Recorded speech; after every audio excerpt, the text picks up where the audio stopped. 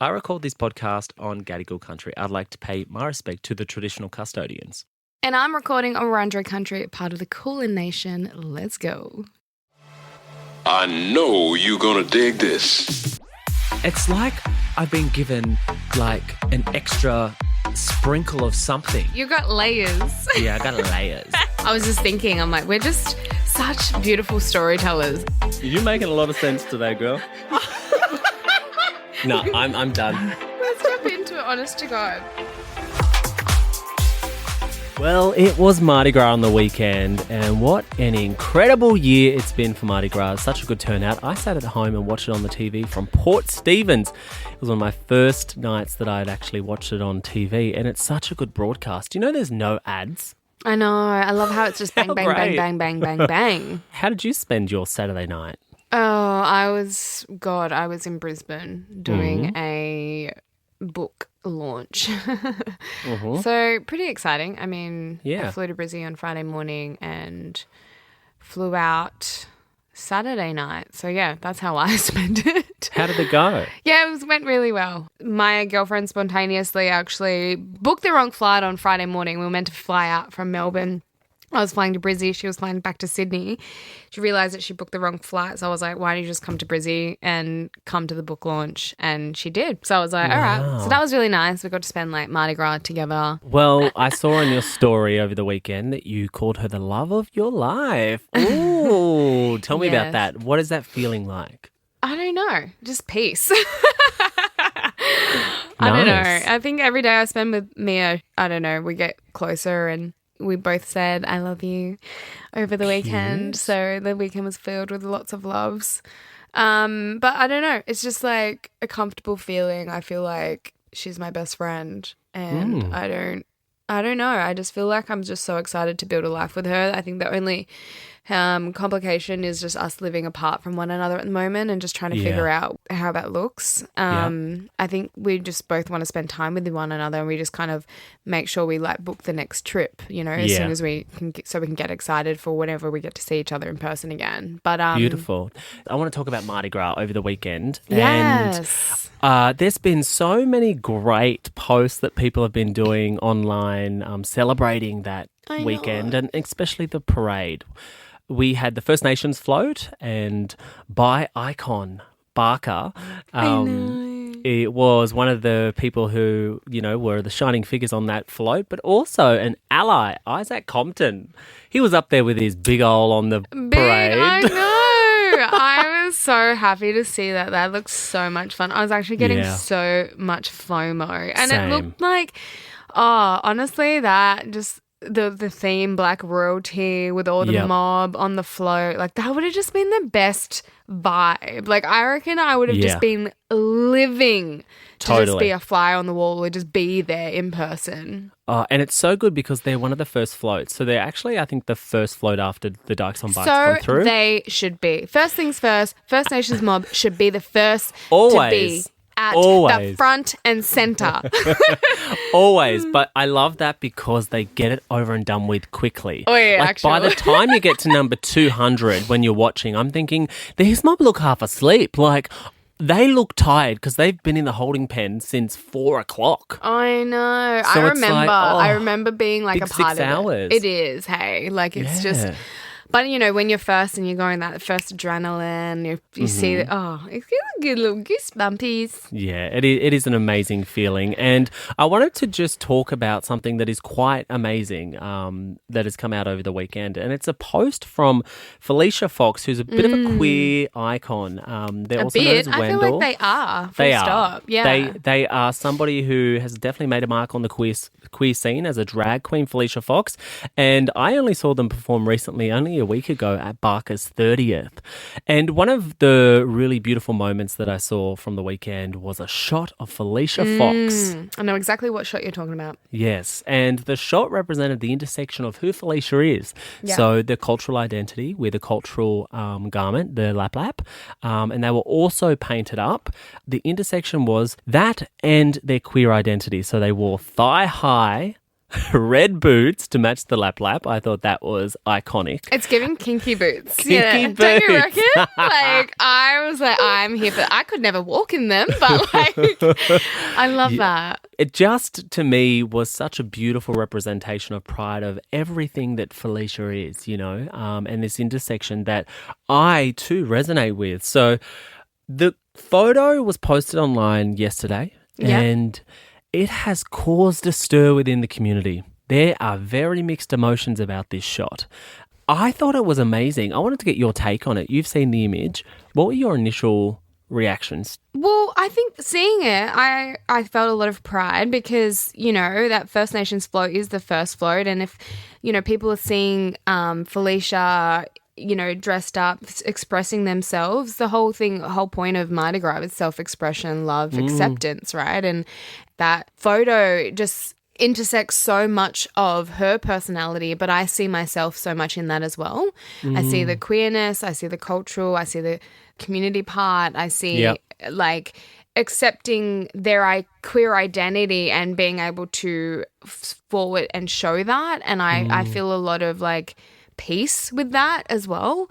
But I agree. It's showing like an involvement of culture and identity. And I think like I felt really proud. But I have been reading the comments. I'm not on Facebook, so I have had a few people screenshot. I had conversations with Kayla, my housemate, about it this morning. And I can see it from some perspectives, but I don't agree with all of the comments and the hate that she is getting. I'd love to know what your thoughts are, especially as well because the lap lap is traditionally for men in cultural practice. What's your take on it? I also just want to say that, the lap lap isn't just worn at ceremony or cultural practice. It was traditionally worn always. It was the painting is the cultural element that elevates for ceremony or for, corroboree that would happen with men's business. But what I want to say is that for me, this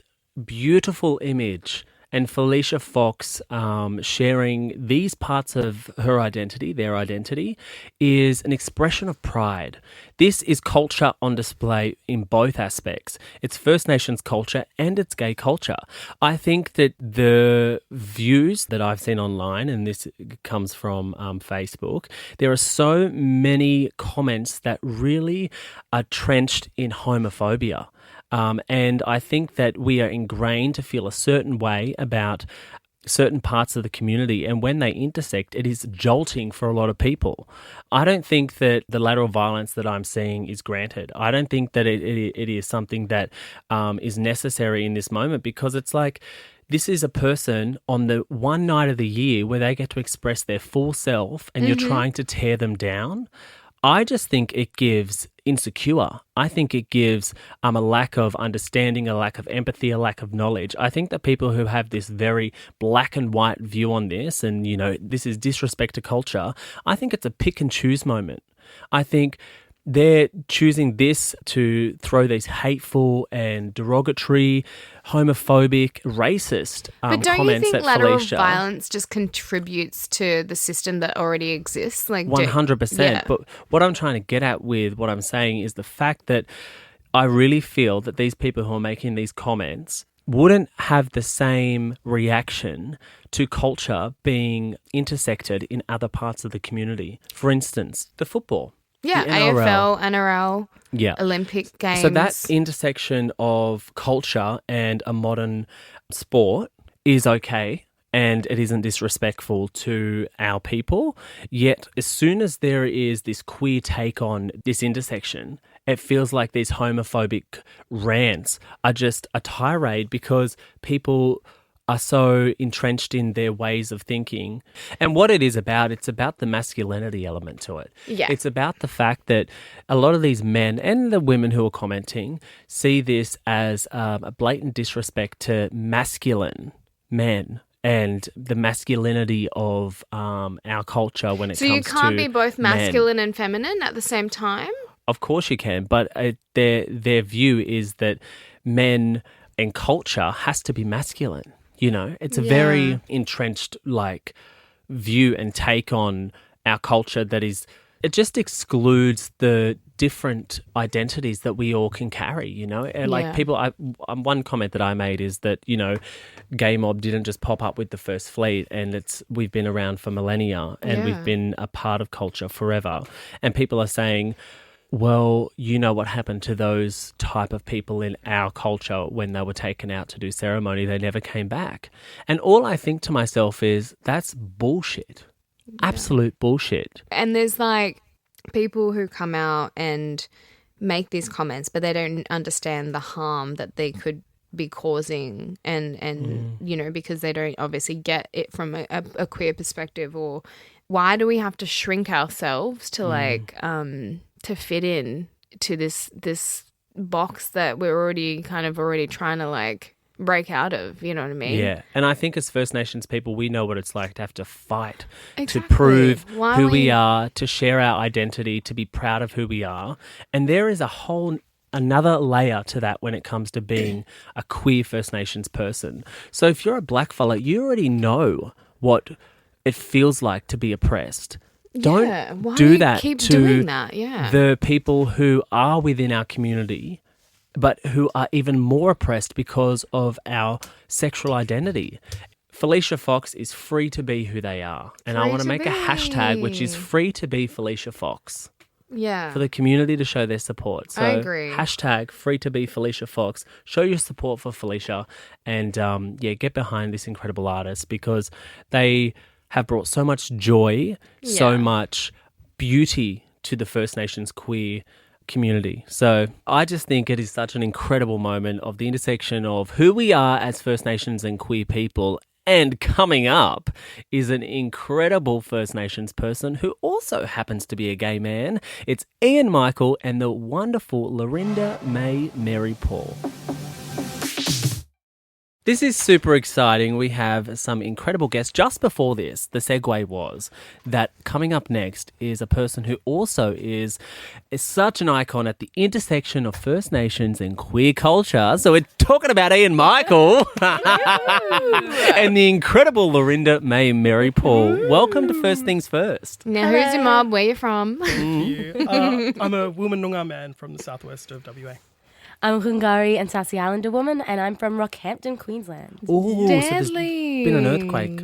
Oh. Has there? Oh, you didn't know? Oh, wait, no, up in Townsville, eh? Oh, sorry, is that far away? Yeah, a little bit. Queensland's big. It is, right? See, I just think North Queensland is just one little spot. Literally. They're all merged into one. Yeah, it's all one.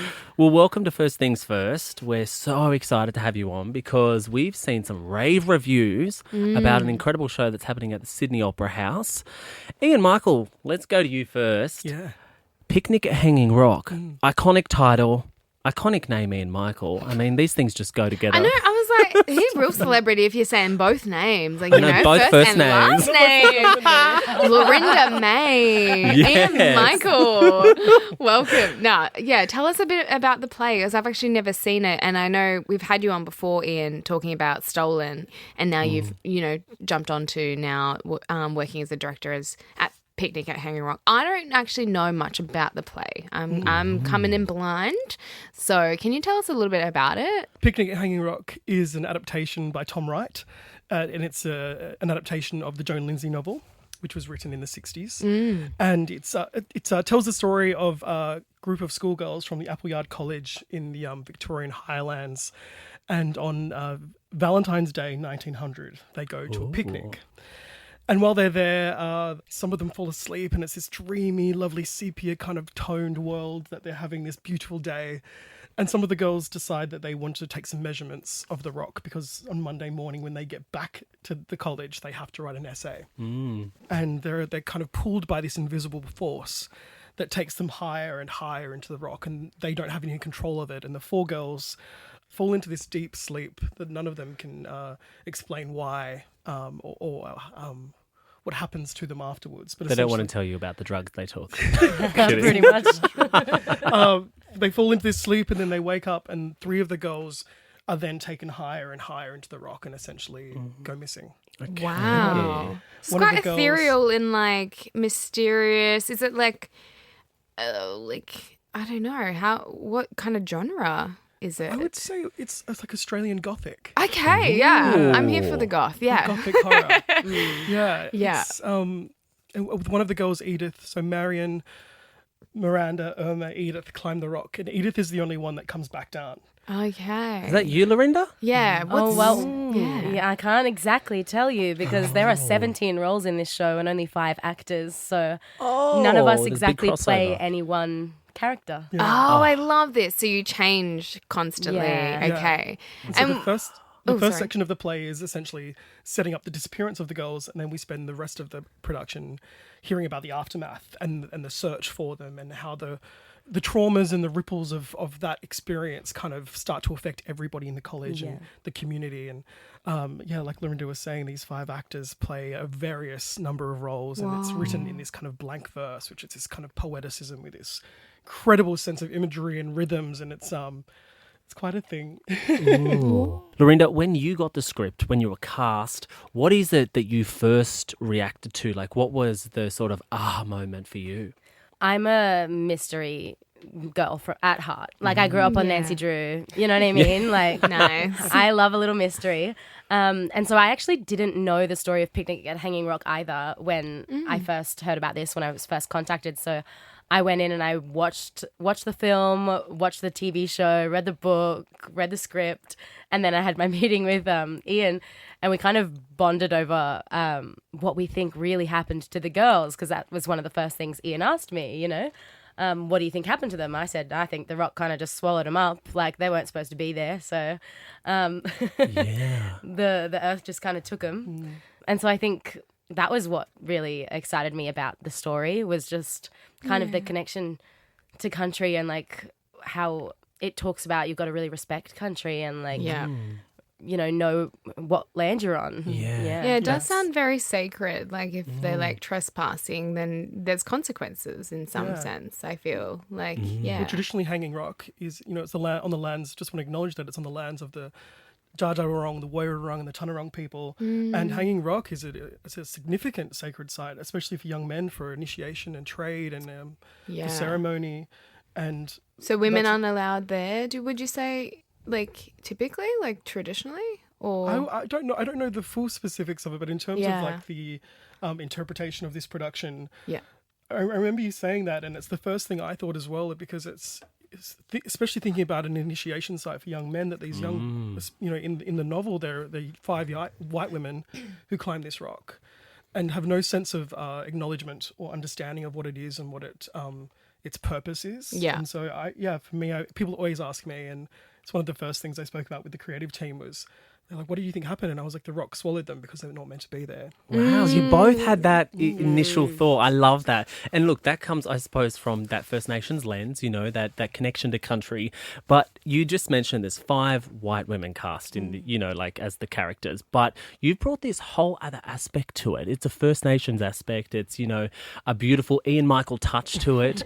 What was it like casting Lorinda, a First Nations incredibly talented actor who's just basically done a world tour, 480 shows. I know. I had the pleasure of watching one of them, and I was like, in Anne Juliet. She's a superstar. Yeah, I still can't believe you said yes. Are you kidding? Yeah. No. I mean, thinking about the adaptation and the production is the production is bookended by 2 scenes, scene 1 and scene 14, and they are set in the present day.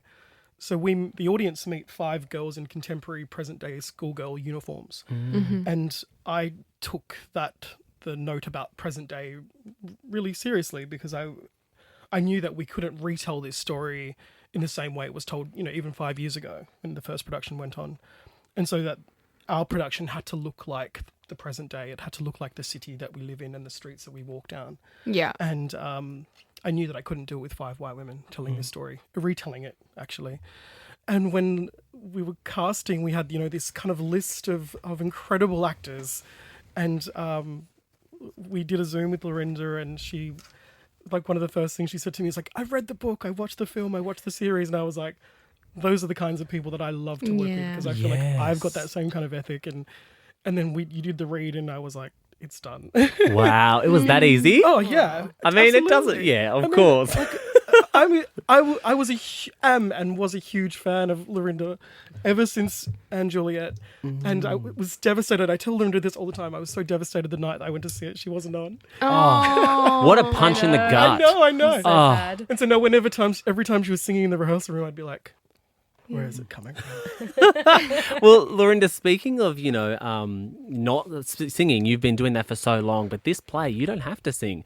And this is your first theatre play, is that right? Or It's actually my second. Okay. I did play about 4 years ago, I think, and beginning of 2022, called Face to Face, which was actually a play by an Indigenous writer, and it was my friend Hannah Belansky, another incredible Indigenous actress, and myself, and she was my auntie. It was awesome. I love working with black fellas, obviously, because I did the Sapphires as well. But this is my second play, but it's very different to anything I've ever done before, honestly. It feels like I'm really stepping into a totally new genre of performing. And it's really changing exciting. characters as well. Like, it's really cool. Like, as Ian was saying before, we kind of start with scene one, which is this sort of a monologue shared by all five of us. And we do these things that are referred to as activations, where we'll be kind of telling the story and then we'll switch into speaking as the character, but then we'll switch back into telling the story, and then we'll switch into another character. Wow. So it's really exciting as an actor, because I think during like one paragraph that I say, throughout it I get to switch into a young girl, an old man, a Scottish lady, throughout this one kind of speech. Wow. So as an actor, it's really an exciting challenge. Yeah. Do you find that because you're not having to focus on your voice in terms of singing, that you can really hone the craft of acting as a more focal point? Oh, yeah, absolutely. I think I underestimated how much vocal technique there actually is in acting in theatre, like without the singing. Because I think when I got cast in this, I was like, oh, I'm going to be so chill. I don't have to rest my voice anymore. Like, I'm just talking. Woohoo, I'm going to go party. Yeah. But yeah, no, the amount of vocal technique that goes into performing and just speaking on stage to get your voice to reach every single one of those 500 something people that are in the drama theatre at the Opera House. Yeah, it's actually such a big task. Yeah. And I'm really glad it is, because I think I'd be bored with something less challenging. I'm glad it is. Yeah. Brooke's new to acting. She just finished a film. I'm still struggling with the coming to terms with saying I'm an actor. I don't know. It just feels a bit unusual. Own it. I should own it. And I think I'm like not ready to, I just need to like jump off the cliff. I just feel like Don't climb the rock though. No, absolutely not.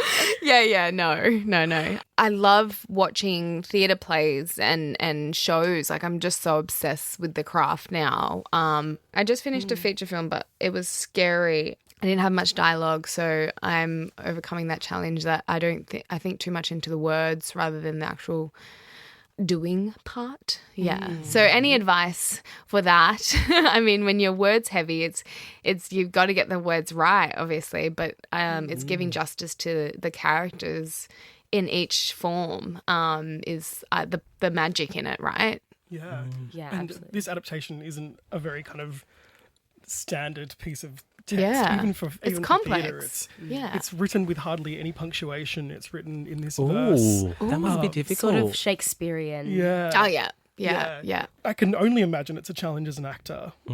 But it's like, I think, I always believe if you have a really great piece of text and you put really great performers in it, then you kind of can't really do any wrong. Yeah. And I guess our biggest thing in this production as well was not fighting the text. You just have to kind of accept what you've been given. And Tom Wright is such a genius as a writer and as an adapter. So he's given us like everything we need to tell the story. We were so lucky actually to have Tom in the room for the first week when we were really analysing the text. And I think for me, once I really understood the text and understood the world, it was much easier for the lines to just like settle into my brain once I was really like, oh, I get it. Yeah. And also the one of the really fascinating things about this text is that there are no character names in the script either. Oh, yeah, So that's right. We put the 5 actors' names in it. And so you never really know who you're playing. So I'm playing Lorinda. Yeah. I love that. Well, Ian, I want to ask you a question because I feel like your trajectory in the industry has been so incredible to see. You know, you've gone from strength to strength, from iconic show to iconic show. Last was Stolen, now it's Picnic at Hanging Rock. It's your first show at the Sydney Opera House. That's a big moment in your career. What does it feel like to be at this moment and look back? Because you've done a lot in the last few years. I mean, it's still like the play's still on, so I haven't really had the chance to think about what it means yet. Yep. Because it's still kind of going, and processing. Yeah, and I'm just, to be honest, I feel really proud of it. I guess thinking about, you know, I'm from a town of 7,000 people with one set of traffic lights. Yeah. And so never in my wildest... You saw the green light and you just went, bomb. Yeah, the one green light. So never in my wildest dreams did I Yeah. think that, you know, directing a play at the Opera House was ever going to be an opportunity that would happen for me. And directing is still only, you know, Picnic's the 4th play I've ever directed. So, you know, it's all of it still it feels very new. And even, you know, when we were making the play in the room, I'd never think about it being the Opera House. I always just thought about it being, I called it the other room. Yeah. Just because I didn't want to think too much about what it meant. What it meant, yeah. you know, Because then it's that such a- just gets scary. Like, Totally. You know, it's an With incredibly emphasis. iconic Australian story and an incredibly iconic Australian building, Yeah. both very colonial. But, you know, I'm really proud of it, and I feel really grateful to the actors and the creative team that I got to work with. I feel like I would love to know what you would want people to be left with from watching this play, not just from, you know, obviously as a director, you want people to love your work, but then also this is a story that you're doing an adaptation to. What do you want people to leave with? Feeling, knowing, or even feeling challenged on, per se. Being a very new director, I also have had experiences that aren't so great in rooms, and I want to create spaces where people feel safe, and I want to create and collaborate with people and build trust, because I you know, really love as an actor to be pushed, and I think that's what I love to be able to do with really great actors, is kind of push as far as we can go.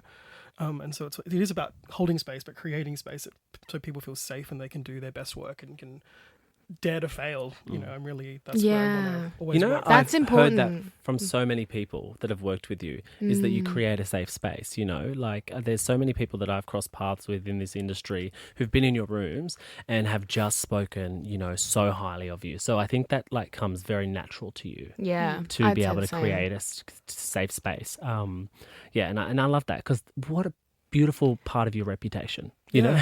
Well, when you're you're great a at what you shit-scared do, actor. a great guy, and you create a safe space. Yeah. Come on.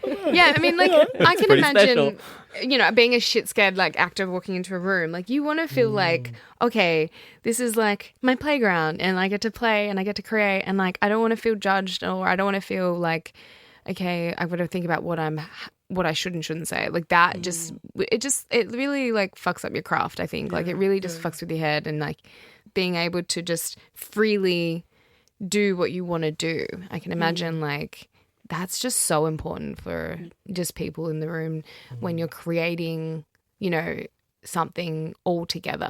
I think that's so valuable. I feel like if people could take a little bit of a page out of your book, Ian, like there'd be so much more, you know, we wouldn't be having these negative experiences like Lorinda was saying, like not all people are nice.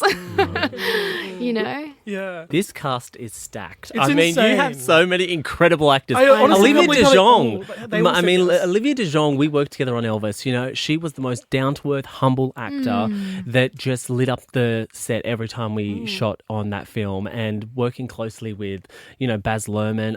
And it was like just seeing this superstar who he fell in love with, you know, be so humble and so nice. She was the person I got along with most on that set when it came to the actors. What has it been That's like so working cool. with Olivia? I mean, like, to be honest, I can't believe that anybody said yes. Like, but never known these 5 people saying yes. And, you know, the same thing, I think, because it's Liv's first play ever.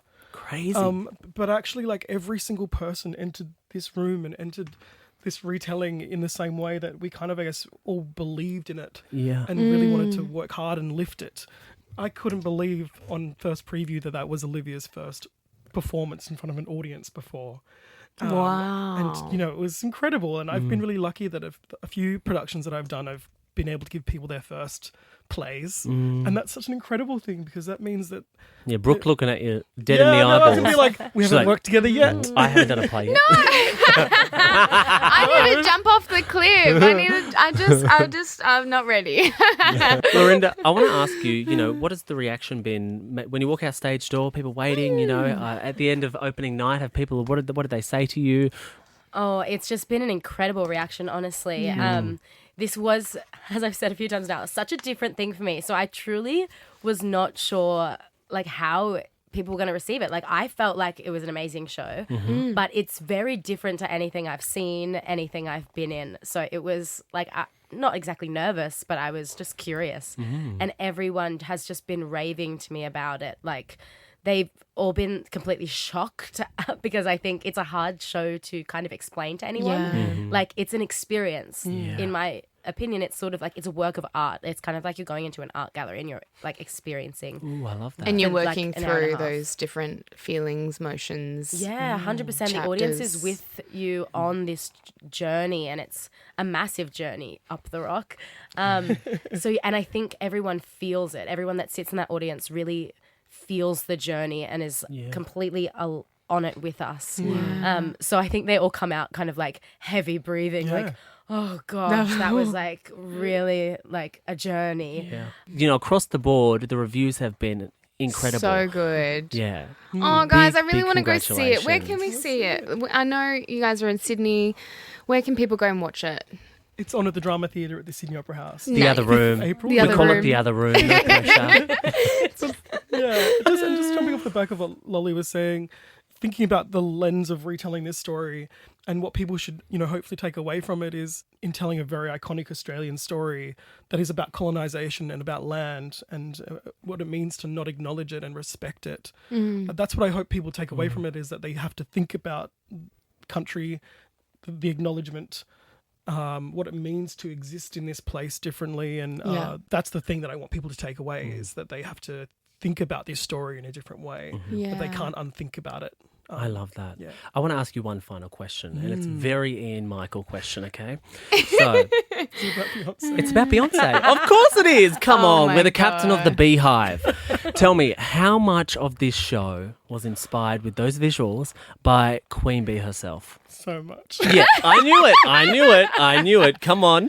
Big tour. Every single play that I've ever directed has a reference to Beyonce. Oh, I love that. Yeah. And, you know, but it comes from the text. Everything in this production that we've made comes from the text that Tom Wright has given Of us. course. And the original Yeah. source material, the film and the novel. And the original Destiny's Child And the members. original Disney Child, the original eldest daughter by Tina, and you know, there's many references to Hanging Rock being a monolith, and so my first instinct was the monolith from the Formation World Tour Of course. that Ez Devlin designed, and so you know we thought a lot about portals. There's many references to portals and the girls being swallowed up, and so we have this kind of architectural thing that just looms over these women the whole time. These storytellers.